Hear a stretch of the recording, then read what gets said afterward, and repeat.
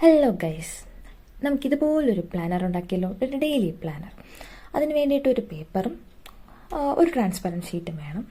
പിന്നെ ഞാൻ കളർ അടിക്കാൻ മടിച്ചിട്ട് അതിൻ്റെ പുറത്തുകൂടെ ഞാൻ ഇതുപോലത്തെ കളർ പേപ്പേഴ്സാണ് ഞാനിങ്ങനെ കുറച്ച് 4 ഷീറ്റായിട്ട് ഇതുപോലെ ചെറുതായിട്ട് കട്ട് ചെയ്ത് എടുക്കുന്നത്. നിങ്ങൾക്ക് ആവശ്യത്തിനനുസരിച്ച്, നിങ്ങൾക്ക് ഇഷ്ടത്തിനനുസരിച്ച് നിങ്ങൾക്കതുപോലെ പേപ്പേഴ്സ് എത്രയാണ് വേണ്ടതെന്നനുസരിച്ച് കട്ട് ചെയ്ത് കൊടുക്കാം. പിന്നെ അതിൻ്റെ പുറത്തുകൂടെ ഞാനിപ്പോൾ ഗ്രീൻ ഒട്ടിച്ചതുകൊണ്ട് അതിൻ്റെ പുറത്തുകൂടെ ഞാൻ വൈറ്റ് കൂടെ ചെറുതായിട്ട് ഒട്ടിക്കുന്നുണ്ട്.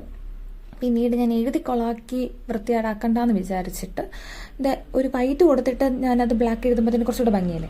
അതുപോലെ ഞാൻ എഴുതി ഒരു ഡേറ്റ്, ഒരു ടു ഡു ലിസ്റ്റ് ഞാൻ എഴുതുന്നുണ്ട്, ഗോൾസ് ഫോർ ടുഡേ എഴുതുന്നുണ്ട്, എന്നിട്ട് ഞാൻ ഒരു റിമൈൻഡർ എഴുതുന്നുണ്ട്, പിന്നെ ചെറുതായിട്ട് എന്തെങ്കിലും ഒരു നോട്ട്. അതിനുശേഷം ഞാൻ ഡെയിലി പ്ലാനർ എന്നൊരു ഹെഡിങ് കൊടുക്കണം, നമുക്ക് വേണമല്ലോ, ഡെയിലി പ്ലാനർ ആണല്ലോ. അപ്പം നമ്മൾ അങ്ങനെ അതും എഴുതി.